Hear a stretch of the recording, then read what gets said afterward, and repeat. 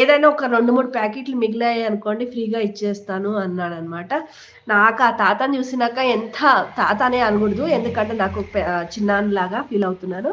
ఆ చిన్నాన్నని చూసినాక నాకేమనిపించిందంటే, నిజంగా ఎంత గ్రేట్ గదా! మనలాంటి వాళ్ళు మనం ఎన్నటికో దాంట్లకి నామోష్ ఫీల్ అయితాం. కొంతమందయితే ఇంకా కొంతమందయితే కొడుకులు కొ కొ నా కొడుకు చూడట్లే, నా కోడలు చూడట్లే, వాడు నెలకి డబ్బులేయట్లే, వీడు నెలకి డబ్బులేయట్లేదని ఫీలయ్యి ఏ రోగాలు తెచ్చుకుంటాం గానీ, వాళ్ళిద్దరు ఎంత మంచిగా ఆలోచించి, నా కొడుకుకి, నా కోడలికి నేను భారంగా బతకడం ఎందుకు? మా సంపాదన మేమే సంపాదించుకుంటా, నా భార్యని నేను చూసుకుంటా, నా కొడుకు మీద డిపెండ్ అయ్యే అవసరం ఏంటి?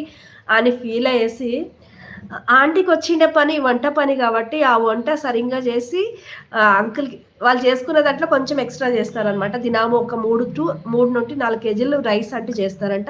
ఆ రైస్‌లోనే అన్ని రకాల పులోగ్రే, lemon rice, tomato rice, curd rice చేసేసి ప్యాక్ జేస్తారంట. డైలీ 500 ఎవ్రీ ప్యాకెట్ వచ్చేసి రూ. 50 అమ్ముతారనమాట. ఎంత చెప్తున్నాడో నాకి డైలీ 500 500